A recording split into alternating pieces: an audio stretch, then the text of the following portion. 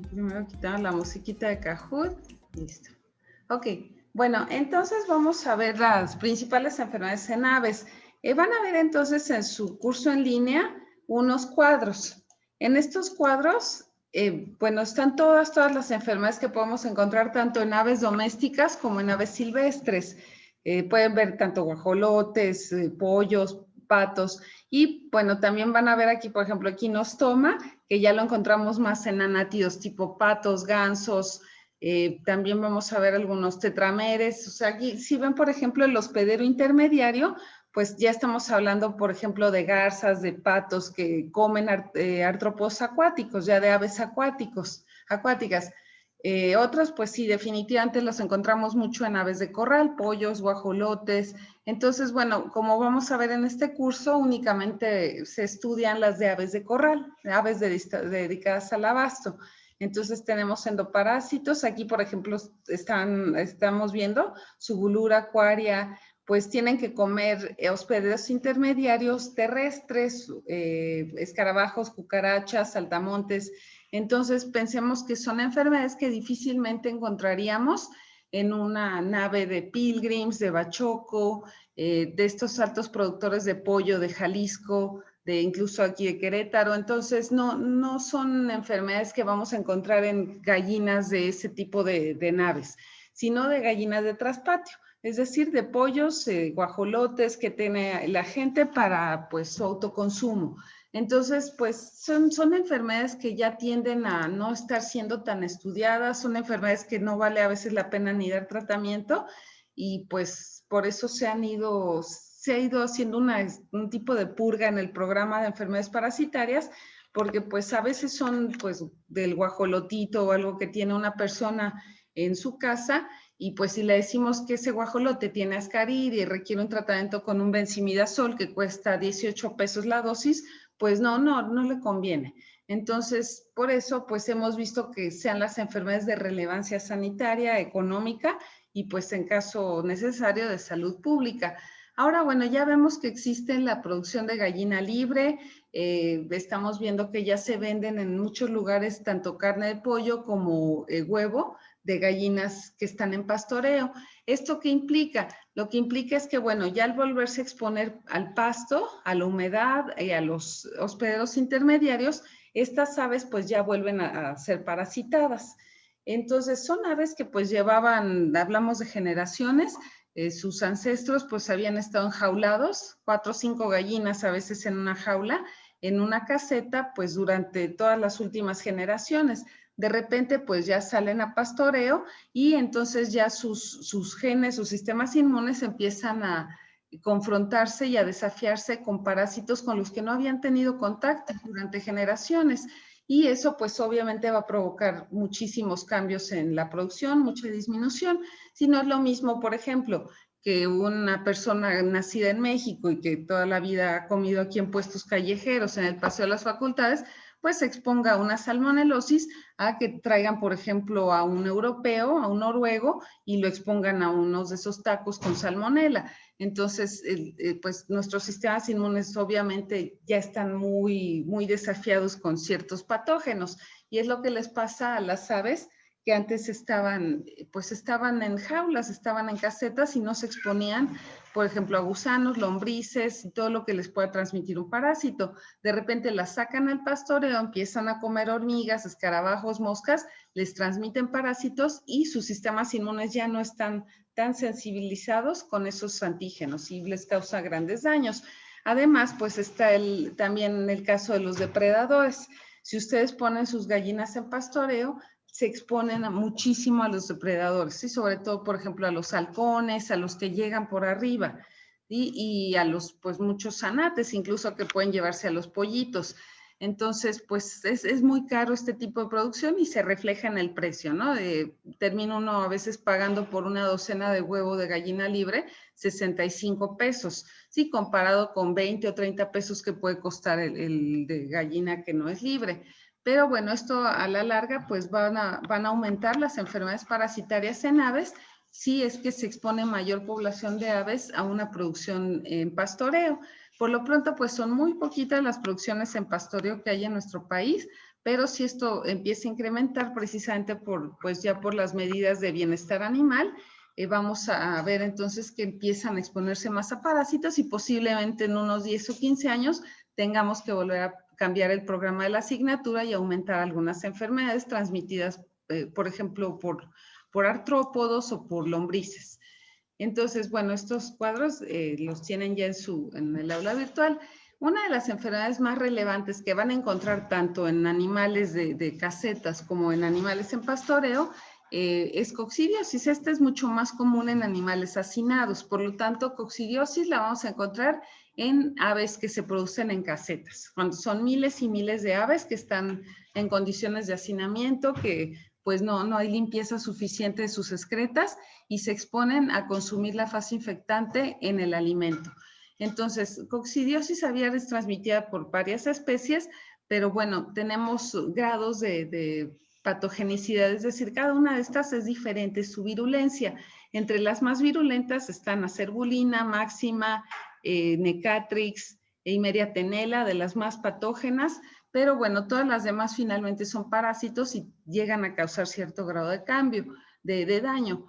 Por ejemplo, Acerbulina, vamos a ver cada uno se localiza en diferentes porciones del intestino, algunas del intestino delgado, otras del intestino grueso, y su manera de identificarlas actualmente, pues se puede hacer por microscopía. Toman ustedes una escala micrométrica, miden el oquiste, ven el color, la forma, y ya de acuerdo con eso pueden saber si es Acerbulina, Brunetti, Máxima, Tenela, Necatrix, Mivati, pero bueno, ya existen también las técnicas de biología molecular, entonces ustedes con una PCR pueden saber ya inmediatamente cuál es la especie que está afectando. Y aquí vemos el tiempo que tardan en esporular, o sea, son horas. ¿Se acuerdan ustedes en coccidiosis en rumiantes? Tardan a veces hasta de 8 a 14 días en esporular un oquiste. En el caso de las aves, pues vemos que de las que más tardan 30 horas en esporular.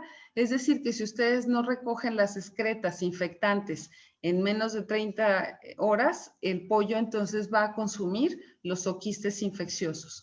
Y por eso pues son enfermedades que se transmiten tan rápido. Aquí en 12 horas ya es por un oquiste y media precox ya se vuelve infectante. Entonces, pues yo dudo mucho que en este tipo de producciones intensivas estén moviendo y recogiendo completamente las excretas cada 12 horas. Por lo tanto, es muy, muy común la coccidiosis en producciones intensivas por la dificultad de recoger las excretas.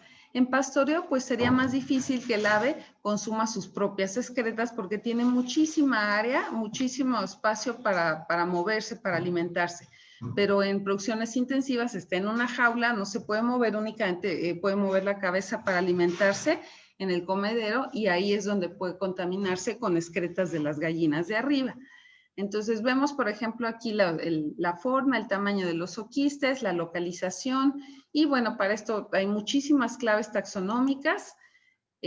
Pues obviamente en el examen no les vamos a preguntar no sé cuánto mide Eimeria necatrix, cuánto tiempo tarda en esporular. Para eso pues ustedes van a poder tener estas claves taxonómicas a la mano para cuando cursen las asignaturas de aves, pues puedan auxiliar sus diagnósticos.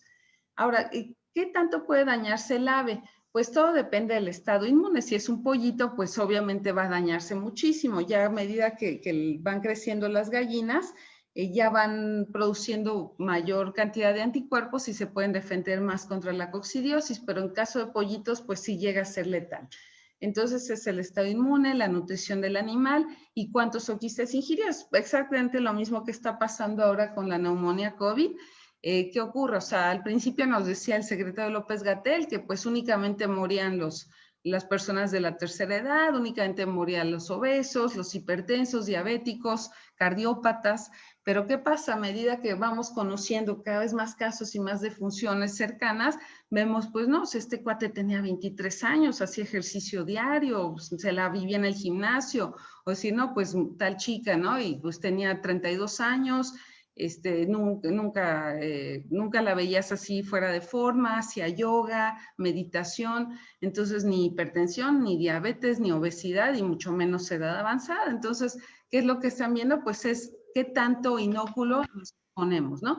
Entonces, pues no es lo mismo que alguien por mala suerte le llegó el Rappi y el Rappi había contado dinero ya ve que mucha gente tiene ese pésimo y asqueroso hábito de chuparse los dedos para separar los billetes. A lo mejor ese Rappi nos dio el cambio y se chupó las manos, nos dio el cambio y nos expusimos unas gotas de saliva fresca en los billetes. No es lo mismo eso a subirnos a un metrobús atascado de gente, unas sin cubrebocas pues imagínense la cantidad de inóculo a la que nos exponemos, ¿no? Entonces es eso, es exactamente lo mismo. En el caso de coccidiosis, pues sí, a lo mejor en las casetas va a haber un montón de oquistes infectantes, pero pues no es lo mismo si hay unos cuantos oquistes de Eimeria precox a que haya unos de Eimeria máxima o tenela, las más patógenas. Entonces, ahí sí depende de la cepa o la especie en este caso y depende de la carga ingerida. Sí, igual recuerdo cuando llevé la asignatura de virología, que bueno, en paz descanse el doctor Barajas, nos decía que ¿por qué lo primero que te dicen cuando te muerde un perro es sí, lávate la mano, lávate las manos rapidísimo? Pues porque diluimos la carga viral, o sea, ya nos metió el virus, ¿no? En caso de que ese perro tuviera rabia, ya nos inoculó el virus a la sangre, sí, pero no es lo mismo que nos inocule 1 por 10 a la 3 a que nos inocule 1 por 10 a la 9. Entonces, pues es exactamente lo mismo. Aquí cuando hemos trabajado con coccidiosis, infecciones experimentales en aves, pues hay oquistes que tenemos, por ejemplo, los vacunales, tenemos que darles millones de oquistes a las aves para que pues tengan una enfermedad lo más parecida a la natural. Pero si es una cepa normal, una cepa de campo, les tenemos que dar muy poquitos oquistes por la virulencia de esa cepa.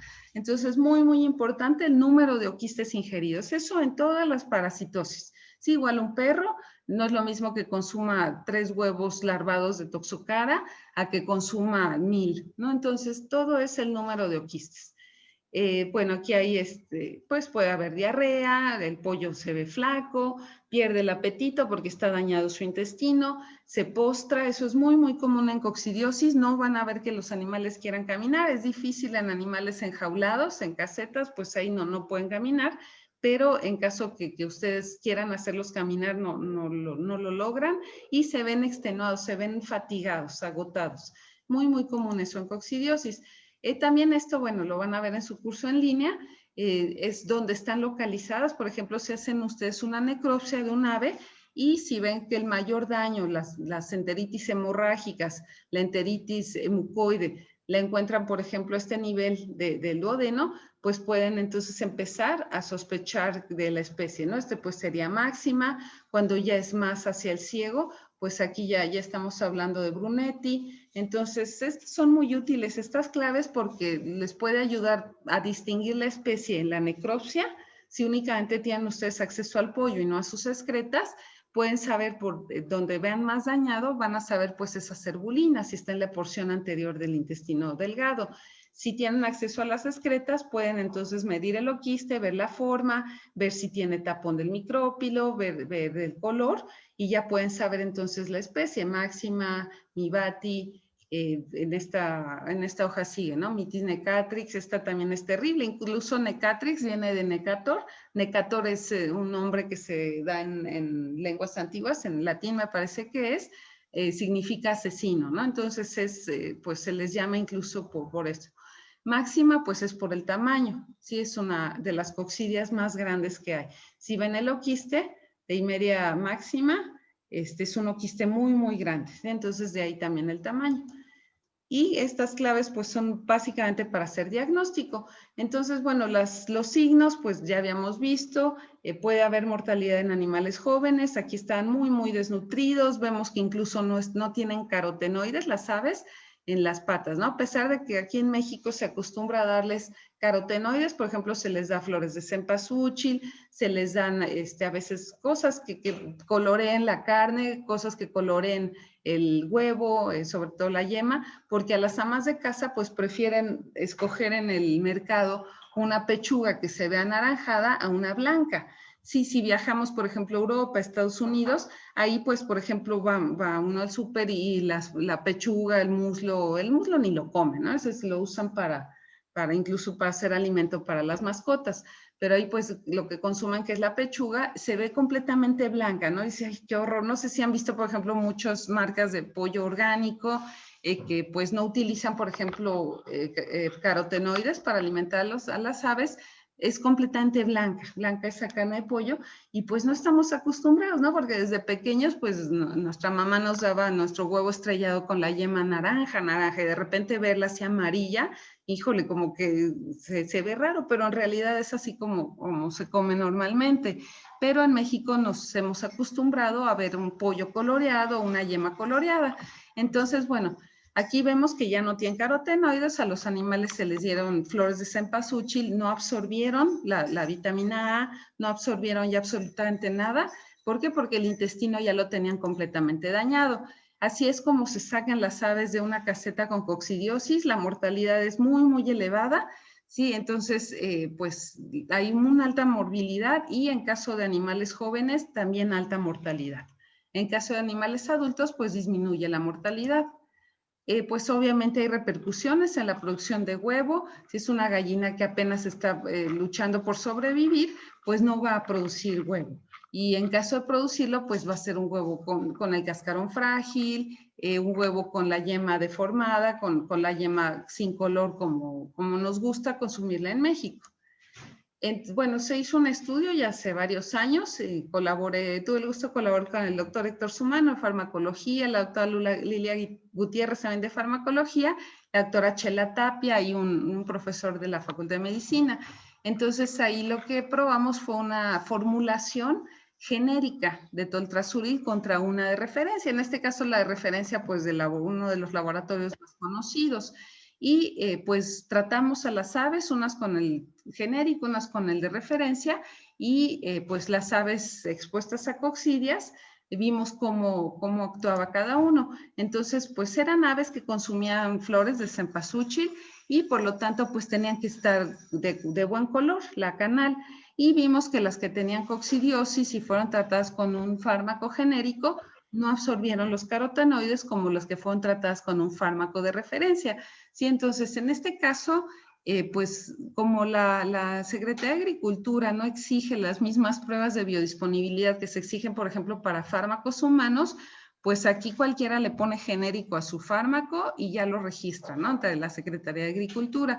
Pero pues la idea de este artículo era pedirle a las autoridades sanitarias que se hagan pruebas más estrictas, porque aquí, bueno, ven que es la misma sal, dicen, pues los dos tienen toltrasuril, los dos tienen toltrasuril al 2.5%, al 5%, a lo que sea, pues ya es genérico, pero no se hacen pruebas más estrictas en ocasiones. Y lo mismo que pasa con los fármacos similares. Los fármacos similares no pasan por pruebas de biodisponibilidad y por lo tanto están prácticamente consumiendo un placebo, ¿sí? A lo mejor sí, la amoxicilina del doctor Simi me cuesta 3 pesos, y la amoxicilina de laboratorios, ya de un muy buen laboratorio, me cuesta 200 pesos. Pero pues esta del doctor Simi estamos tomando prácticamente placebo porque no se somete a pruebas de biodisponibilidad. Entonces, pues es lo mismo que se le pedía a las autoridades de salud animal, que se exijan pruebas más estrictas para que haya un mejor control de fármacos. Entonces, si ustedes van a usar un genérico, fíjense que sea un genérico intercambiable, primero, que diga genérico intercambiable, y segundo, pues que sea de una marca, pues que sea reconocida. Por ejemplo, la FES Cuautitlán ya sacó su línea de genéricos, pues obviamente podríamos comprar esos genéricos para las mascotas con toda la confianza. ¿Por qué? Va a estar respaldado por la UNAM. Entonces, dependiendo también del laboratorio, a veces pues son muy baratos los genéricos intercambiables y no por eso son malos, pero hay que irnos a productos reconocidos, ¿no? Que tengan un respaldo de investigación atrás.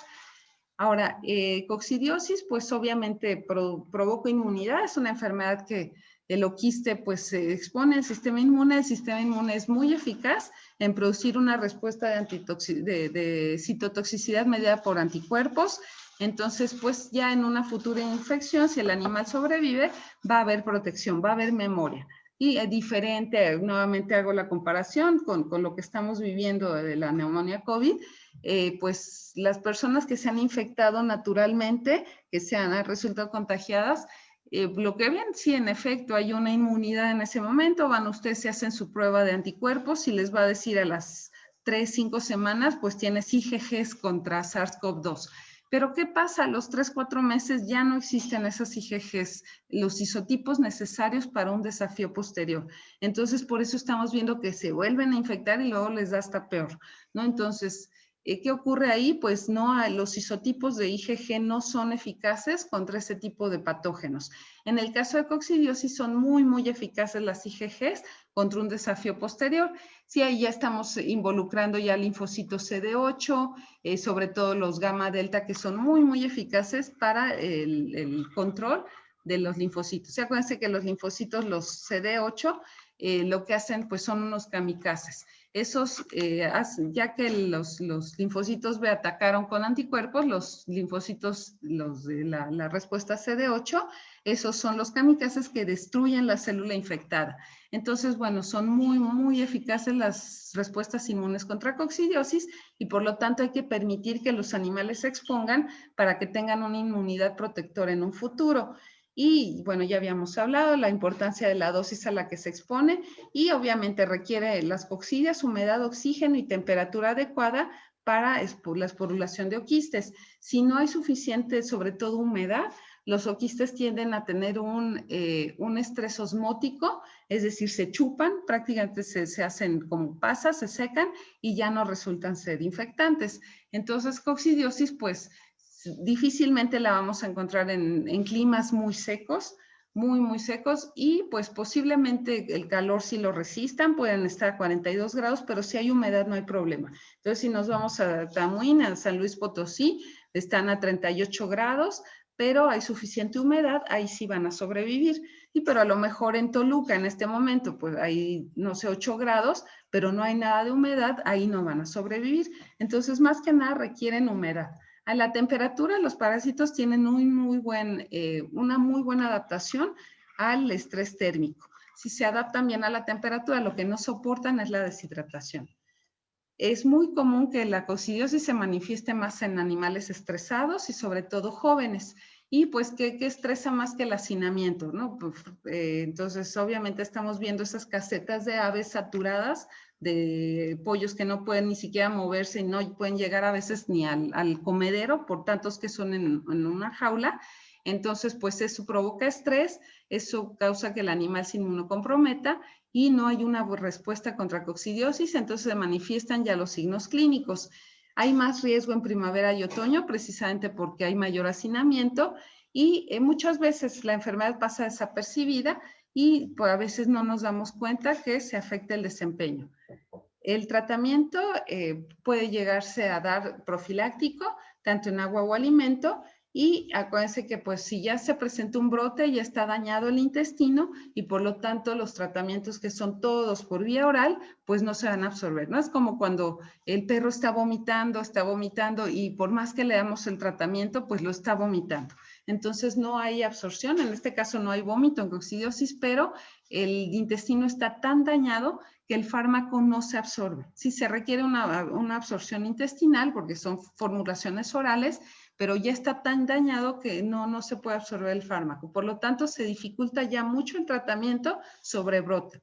Y por eso se requiere que se hagan tratamientos profilácticos o metafilácticos.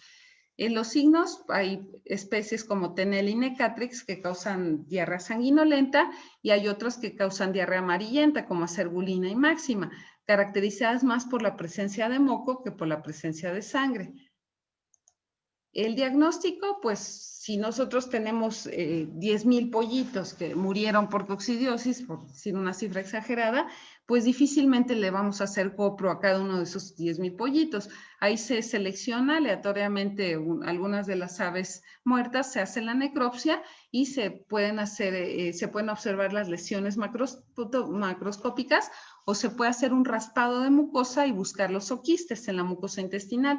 También se puede hacer histopatología, se llegan a ver ahí los nidos de esquizontes sobre todo, y si tienen acceso a las heces, por tratarse pues a lo mejor de unas cuantas aves, hacer la técnica de flotación y cuantificar la carga con McMaster.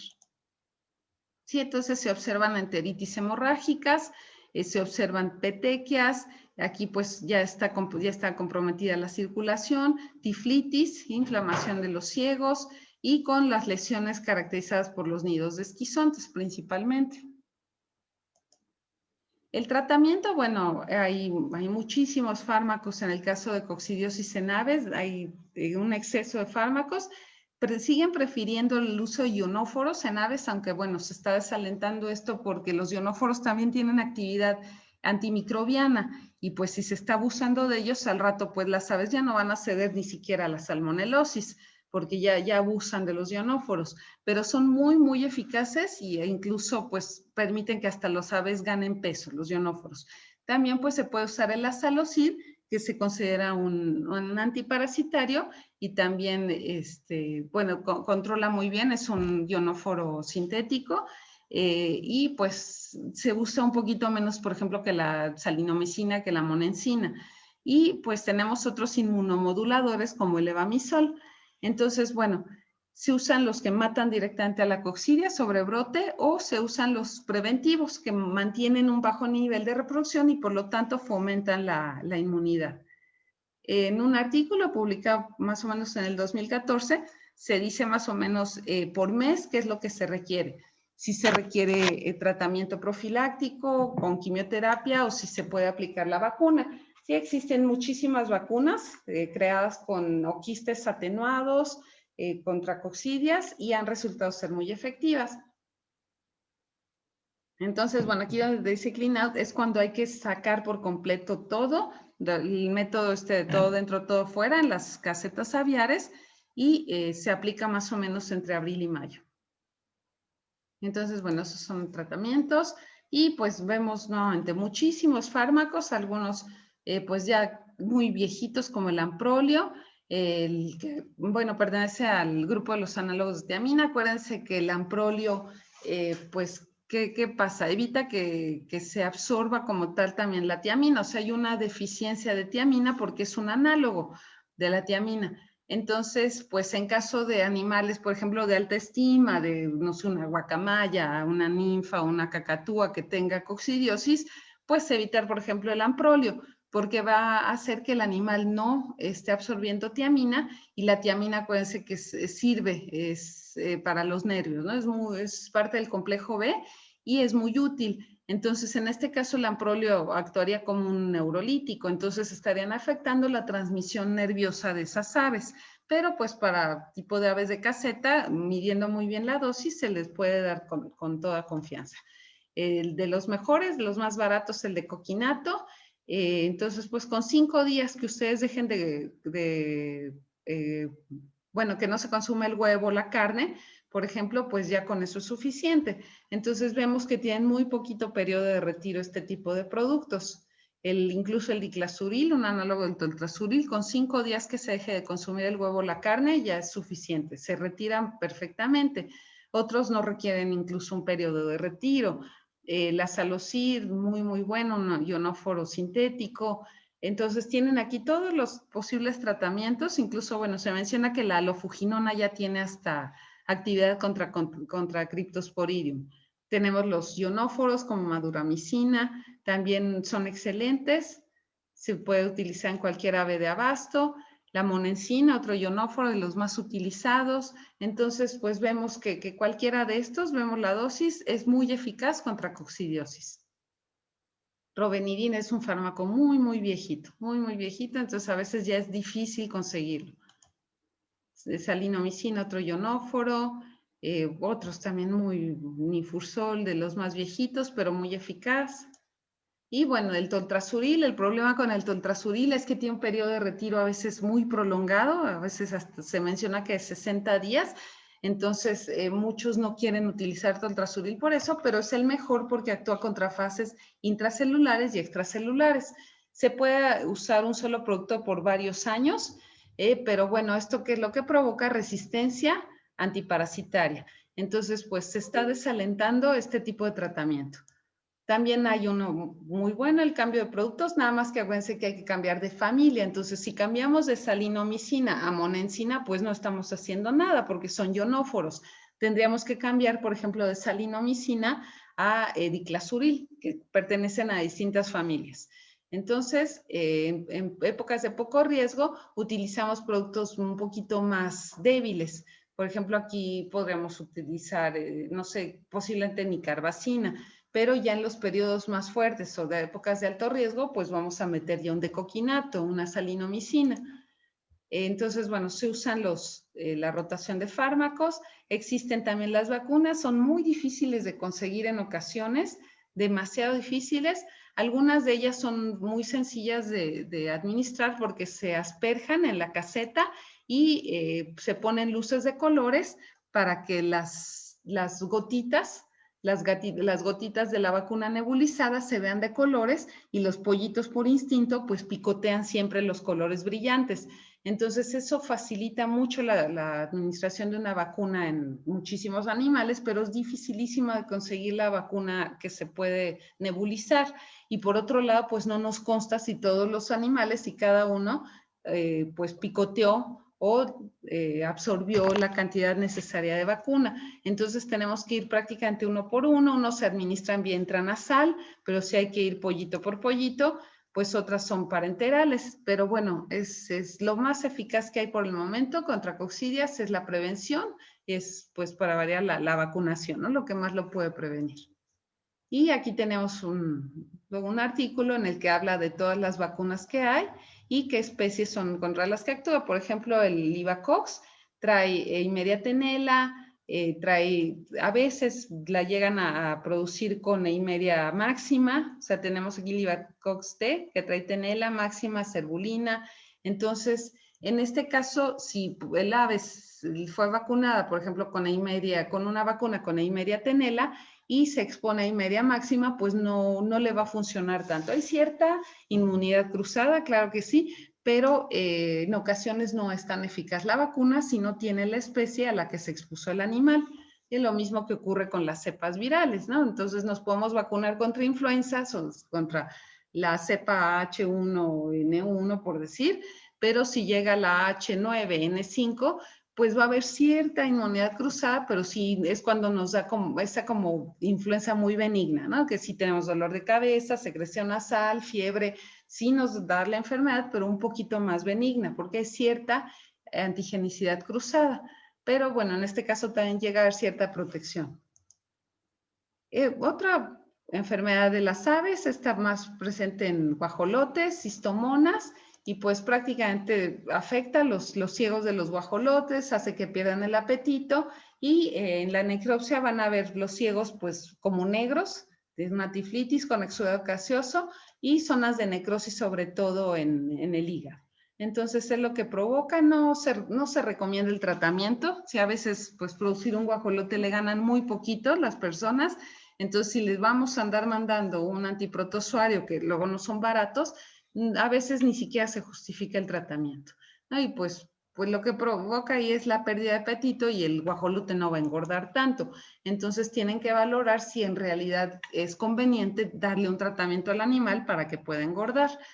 Cestodosis son enfermedades transmitidas por hospederos intermediarios, sobre todo railietina, coanotenia, por el consumo de escarabajos, moscas, hormigas. Son enfermedades que no vamos a ver en gallinas altas productoras que están en las casetas estas de bachoco, de pilgrims, no las vamos a ver ahí, las vamos a ver en aves de traspatio. Y nuevamente ahí pues la persona no va a querer estar dando un tratamiento cestodicida o no va a querer estar fumigando ahí para que no haya hormigas. Pues a veces es lo que pueden comer sus aves, ¿no? Que coman moscas, hormigas y gusanos, porque yo no les puedo dar de comer. Entonces, pues en este caso de cestodosis ni siquiera vale la pena dar un tratamiento, salvo que sean pues ya mascotas, ¿no? Una gallinita de Guinea que tenga ahí un niño de mascota, ¿no? Ahí sí se le puede dar. Y pues, ¿qué es lo que provoca? Pérdida de peso, baja producción, ¿no? No comprometen la vida. Las nematodosis, principalmente causadas por Ascaridia, Heterachis capilaria, tienen signos muy parecidos, plumas erizadas, el pollo está flaco, puede llegar a haber diarrea, a veces incluso cursan inaparentes estas enfermedades, Sí, es más, nos referimos a ellas más como parasitosis que como enfermedades parasitarias, ¿no? Una parasitosis es que está ahí el parásito, pero a nivel subclínico, no es inaparente, no nos damos cuenta.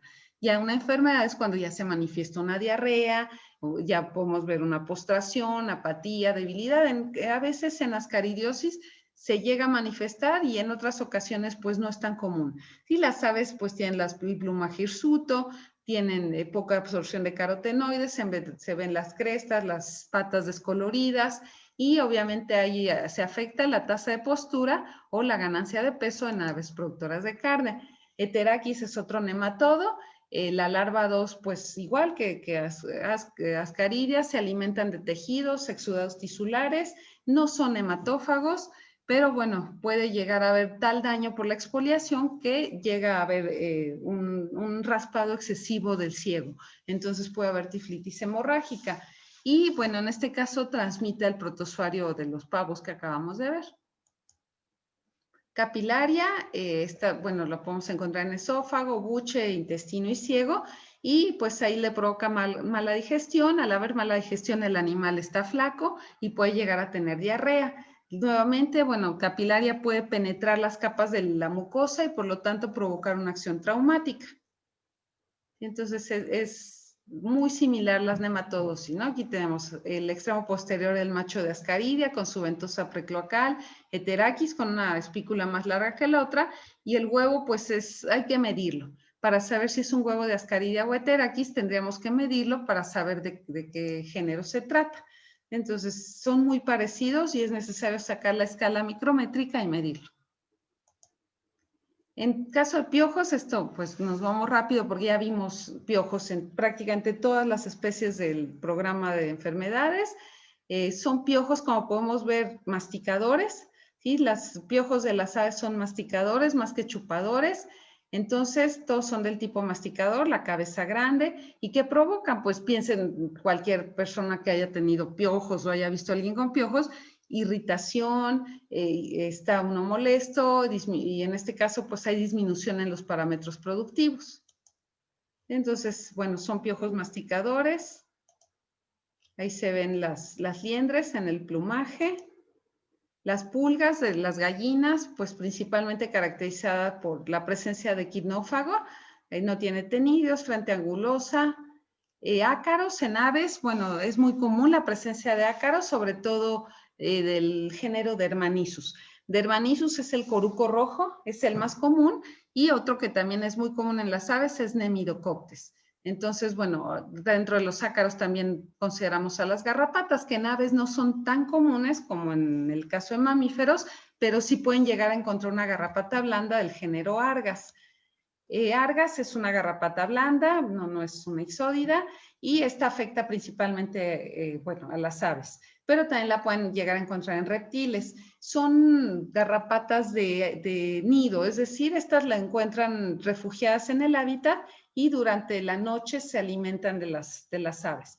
Si no les gusta estar en el día sobre el hospedero porque pues pueden ser acicaladas y se las puede quitar el ave las puede consumir, pero en la noche que está durmiendo el animal es cuando llegan y se alimentan para evitar precisamente ser picoteadas por las aves. Dermanisus es el ácaro coruco rojo y estos sí son nematófagos que infestan cualquier, ¿no? Canario, gallinas, patos, pollos, colibríes, o sea, en todas las aves pueden encontrar ustedes al coruco rojo que es Dermanisus. Sí, entonces aquí se ve la presencia de Dermanisus como puntitos rojos. Bueno, se ven puntitos tanto en la piel como en el plumaje. Sí, el coruco rojo, el de los más relevantes. Y pues que provoca como ese hematófago, puede llegar a consumir demasiada sangre, provocar anemia, reducir la producción de carne o huevo. Si es una mascota, un canario, por ejemplo, pues se les ve tristes, no quieren vocalizar, no quieren a veces alimentarse porque están irritados por la presencia de un ácaro que se está alimentando de ellos. Y bueno, Dermanisus todo el día está sobre sobre el ave. Ornithonisus es más de hábitos nocturnos y ese se alimenta más en la noche. Este es nidícola y también lo pueden llegar a encontrar en las aves, y estos producen irritación. Pero bueno, este no se ve rojo como Dermanisus, entonces este no es el coruco rojo, es otro coruco. Entonces, comúnmente a este tipo de ácaros se les denomina corucos. Nemidocoptes, este sí llega a ser muy común, sobre todo en estos periquitos australianos, en citácidas en general, ¿no? En pericos, en guacamayas, en loros, es muy, muy común. Es ovoide y se localiza sobre todo en zonas muy queratinizadas de la epidermis.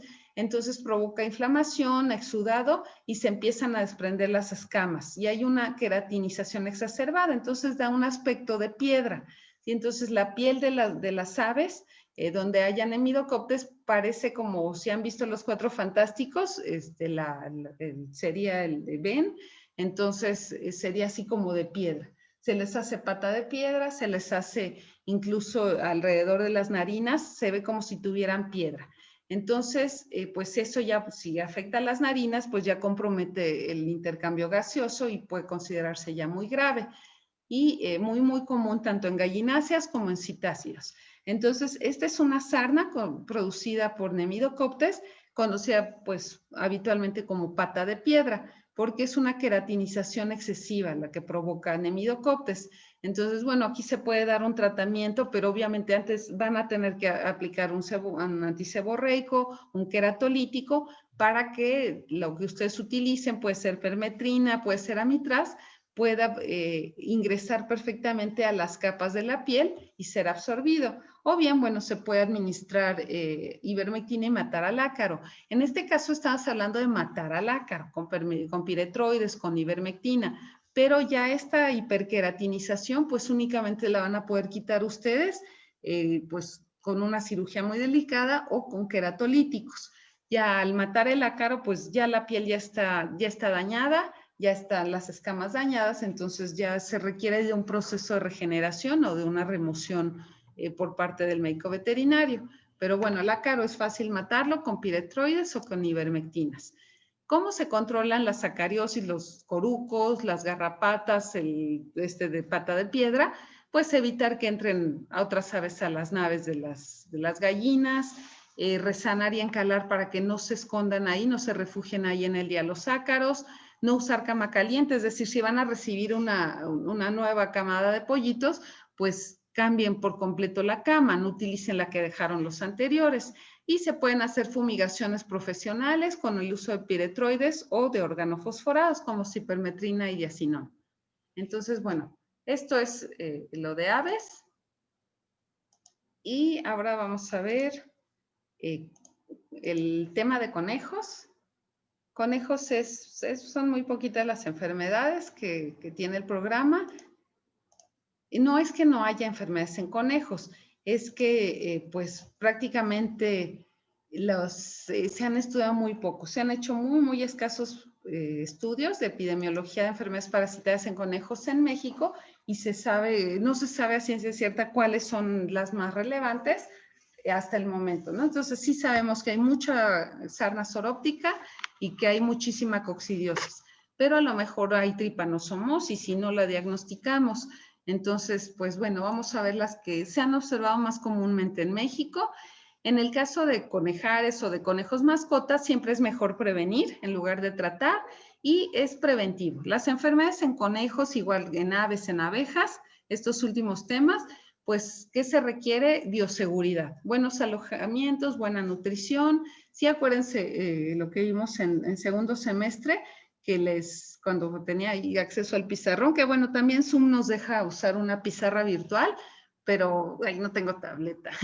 Y bueno, pero que les escribía yo en el pizarrón cal, que les decía, las enfermedades parasitarias se pueden prevenir con cal, ¿no? Y al escribir cal, la C es confort, es decir, tener a los animales en confort, es decir, no tenerlos hacinados, tenerlos en bienestar, el tema tan relevante de bienestar animal. No hay que confundir, bienestar animal no significa estar acariciando conejitos y apapachando pollitos, no es eso. Bienestar animal es darle las condiciones de confort para que haya una buena producción. ¿Sí? Entonces es tener los espacios adecuados, las raciones alimenticias y las dietas bien calculadas, que el animal esté en una zona de confort. Eso es el bienestar animal. Si no, no es estarlos acariciando, porque muchos piensan que qué es eso el bienestar. Y no, si escuchan alguna de las charlas del doctor Paco Galindo, ahora va a haber un evento de la Federación gratuito, es virtual. Él va a dar una serie de charlas de bienestar y van a ver que es eso, ¿no? Es darles un modo de vida muy, muy adecuado para que pues engorden y para el momento en que ya sean utilizados por el humano, pues estén en las mejores condiciones posibles y no sufran. Sí, entonces eso es lo más relevante en este caso. Entonces la C de CAL es confort, la A, alimentación, dándoles, acuérdense, si los nutriólogos hicieran bien su trabajo, no existirían los parasitólogos. Y la L de CAL es limpieza. Entonces con CAL, con confort, alimentación y limpieza, ustedes evitan el uso de antihelmínticos, el uso de antiparasitarios en general. Y bueno, acuérdense cuando hay buenos alojamientos, puede haber parásitos, todos acuérdense que tenemos, en este momento seguramente tenemos algunos ácaros sarcóptes en la piel, tenemos a lo mejor algunos de nosotros un ascario en el intestino. De que hay parásitos, hay parásitos. Es la forma de vida más exitosa de la historia del planeta, pero pues no los dejamos que se manifiesten cuando tenemos buena inmunidad, buenos alojamientos, buena nutrición. Entonces, buenas jaulas con pisos de estas de slats de rejilla, buenas dietas, pues ya controlaron la enfermedad parasitaria y difícilmente van a tener que utilizar un fármaco. Ahí en los conejos, pues una de las enfermedades parasitarias más relevantes es la coccidiosis.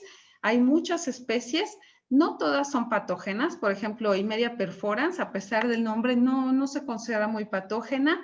Eimeria cecicola todavía no se estudia bien, exigua tampoco, pero de las que sabemos, Eimeria magda y residua piriformis, este es terrible, intestinales flavescens, son enfermedades altamente patógenas en conejos. Y pues no se diga Eimeria stide, la que afecta el hígado, los conductos biliares, es la más patógena en los conejos, es la peor, Eimeria stide.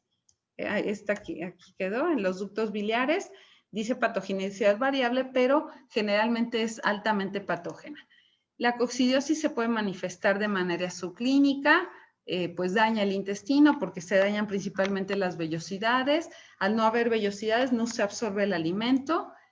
Al no absorberse el alimento, pues se interfiere con la pérdida con la ganancia de peso, hay interferencia con el crecimiento y por lo tanto hay una muy mala producción y esto implica tratamientos prolongados o costosos. ¿Todo por qué? Pues por no usar unas jaulas que a lo mejor al principio es una inversión que pues sí cuesta desembolsar, pero esas jaulas van a evitar que los conejos tengan acceso a sus propias excretas. ¿Qué se provoca? Pues nuevamente una enteritis, puede o no ser hemorrágica, dependiendo de la especie de coccidia involucrada, y se observan los nidos de esquizontes. Sí, en caso de Eimeria stide, pues sí se observa daño por completo al hígado. Sí, Eimeria stide llega a ser muy, muy patógena.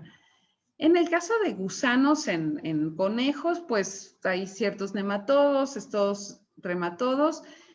Pasalurus es muy común, pero bueno, hemos hecho muchas necropsias de conejos, hemos encontrado Pasalurus, hemos hecho copros y encontrado huevos de Pasalurus, pero pues el conejo se ve hasta gordo. Entonces, a veces Pasalurus no llega a ser tan patógeno a menos que el animal esté muy flaco, muy joven, malnutrido, muy hacinado, o bien que haya ingerido una gran cantidad de huevos infectantes de Pasalurus. Los estodos, pues muere el conejo con sus estodos, muchas veces incluso metacestos de tenia pisiformis, pues el conejo primero llega a la necropsia o llega a ser presa de algún perro, un zorro o algo, con todo y sus tenia pisiformis, ¿no? No le provocan en ocasiones signos clínicos. Y pues en el caso de ácaros, ahí sí, sobre todo Soroptes, llega a ser muy, muy patógeno. Pasalurus es el nematodo que comentamos, un oxiúrido, entonces, bueno, tendrían que ser cargas muy elevadas para provocar signos clínicos. Y Soroptes sí es un ácaro, productor de sarna, vive en la epidermis, lo sabemos porque tiene las patas muy largas, y sí llega a causarle muchísimo daño al conejo. ¿Sí? Entonces, este es un raspado de una sarna zoróptica en conejo y ahí se ven los ácaros, hay estos incluso macho y hembra copulando, ahí una hembra. Entonces así se veía de un raspado que se le hizo a la oreja de un conejo.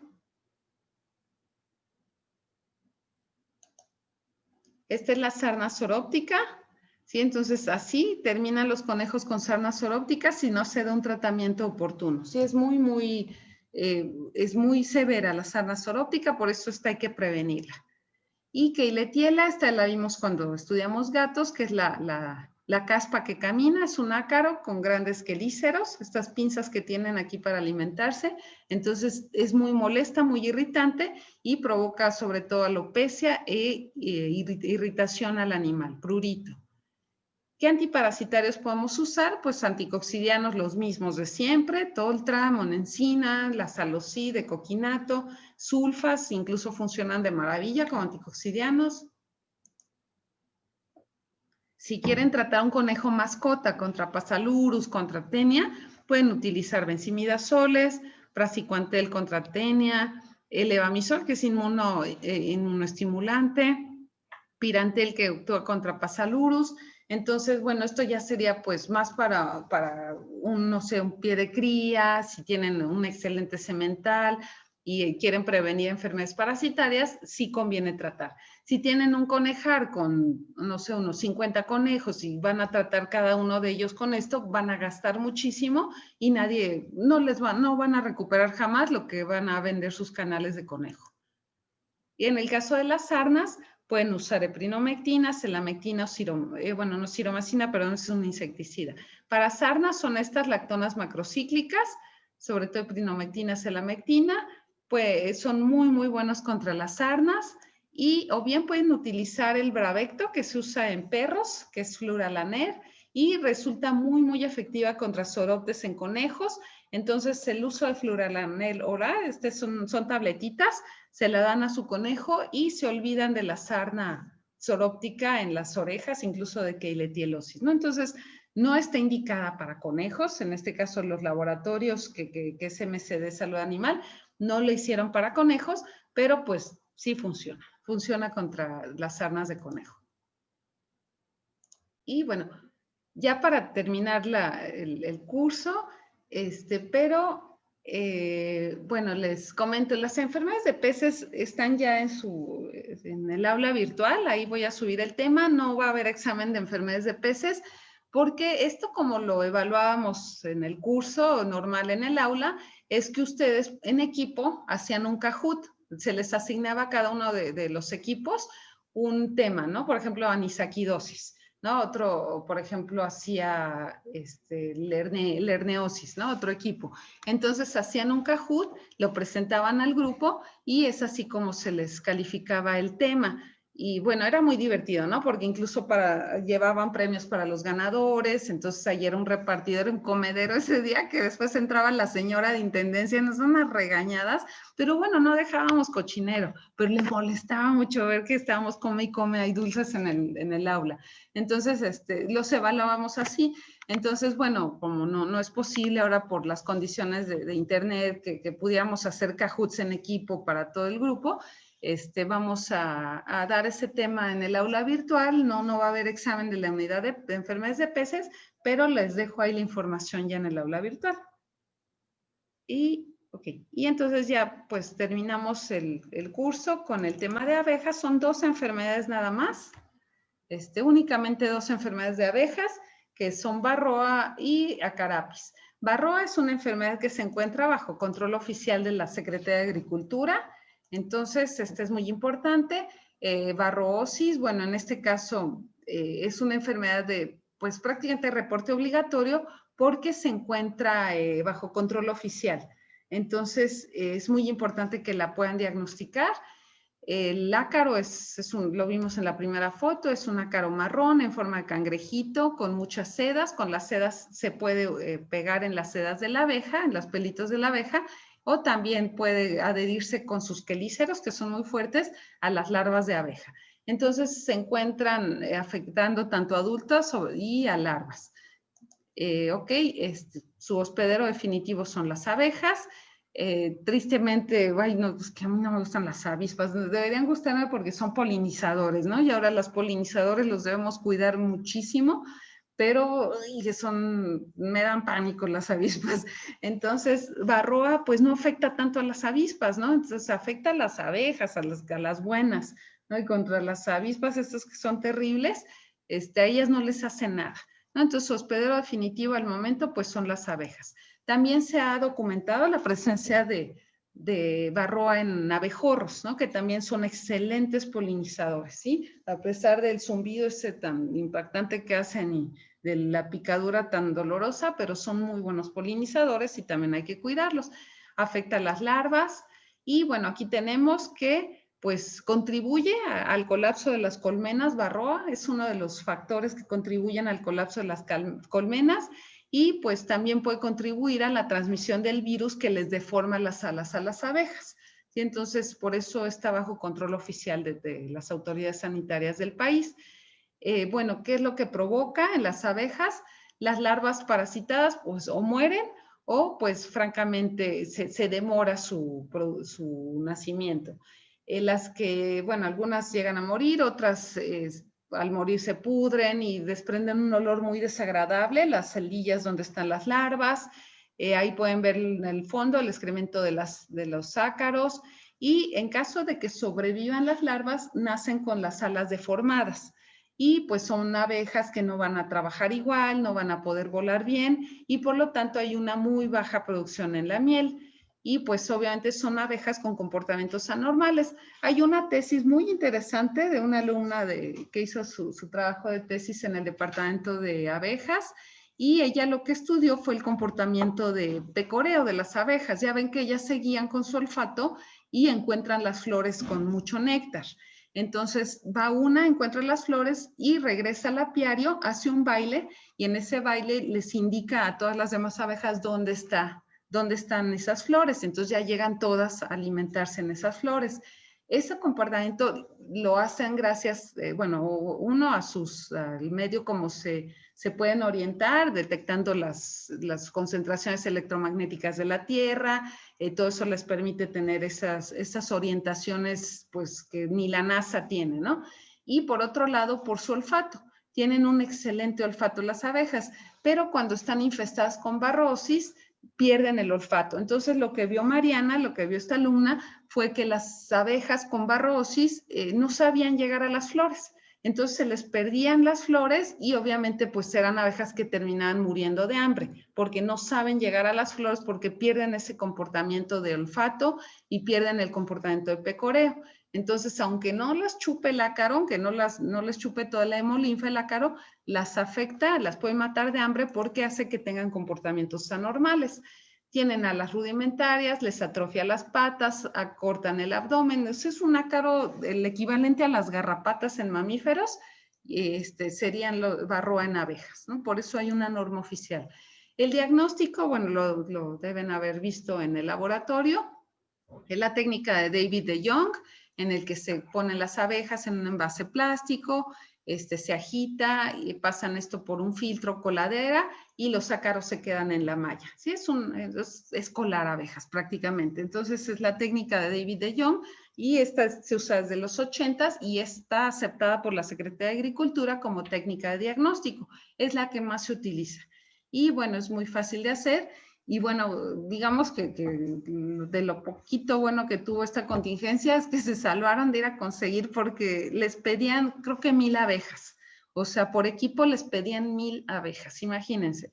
Entonces, era una cosa que teníamos la clase, por ejemplo, la de teoría el martes y el laboratorio lo tenían el miércoles de 7 a 10 de la mañana, el semestre pasado, y pues era el martes que a las 3 de la tarde se iban a conseguir abejas donde pudieran para hacer la técnica de David de Jong.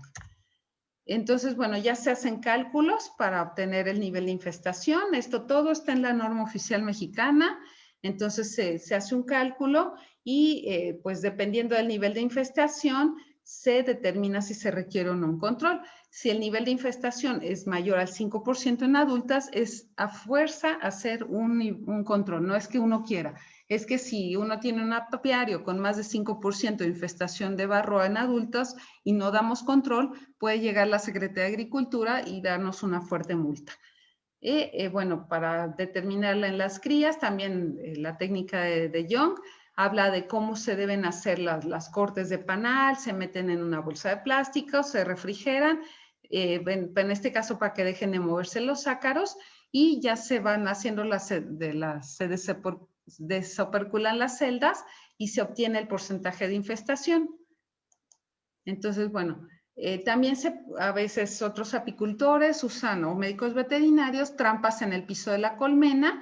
Utilizan, por ejemplo, un marco de madera que lo pueden comprar o lo hacen ellos mismos y se pone una mallita. Entonces, cuando pasan las abejas, se raspan los ácaros y ahí caen los acaritos y se empiezan a contar y se obtiene el nivel de infestación.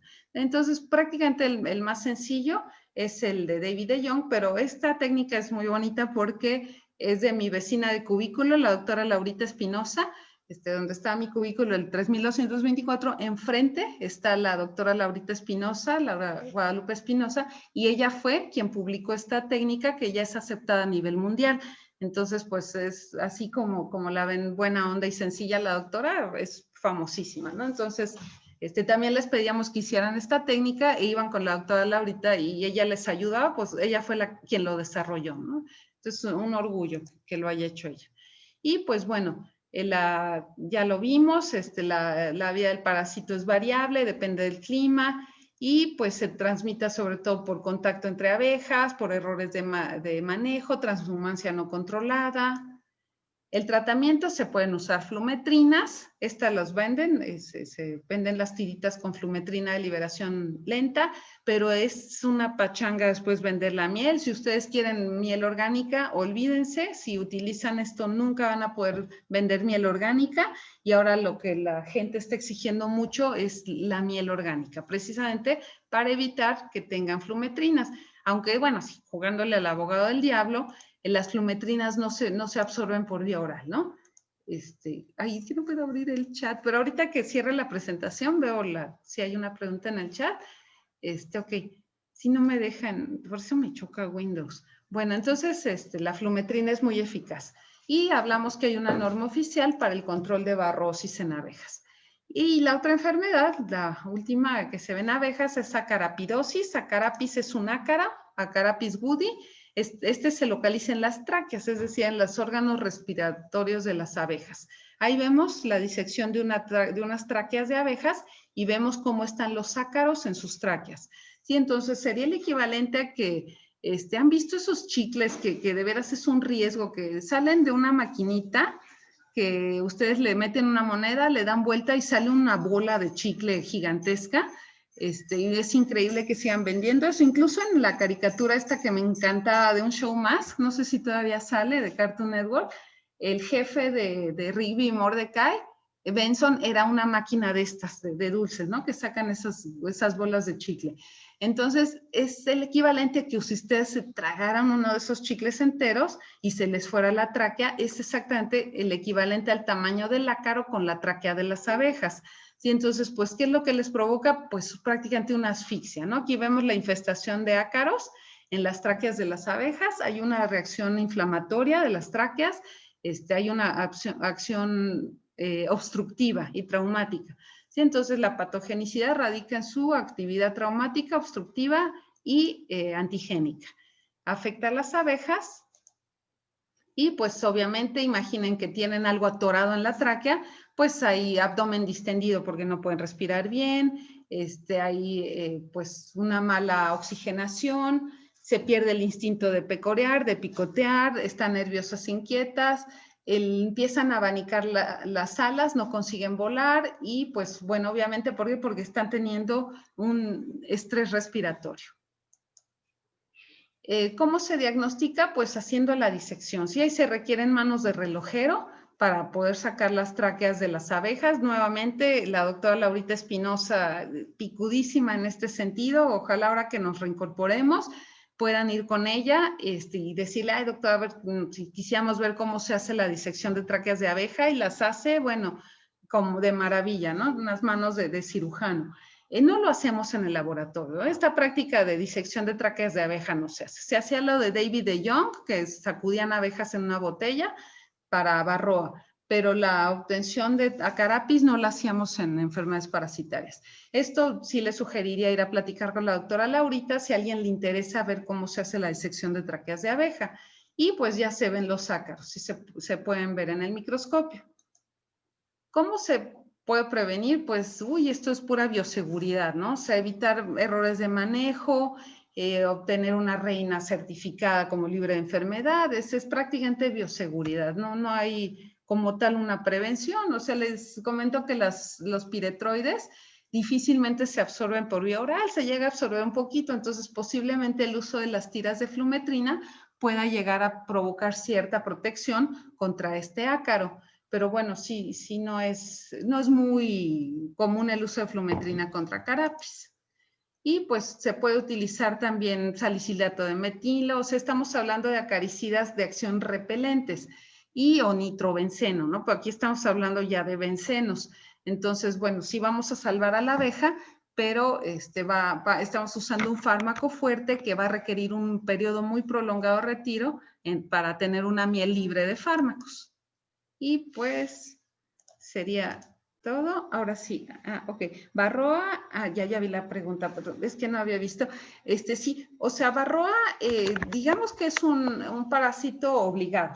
O sea, esta pues tiene que estar prácticamente sobre las abejas, pero pueden encontrarla en los hábitats, por supuesto.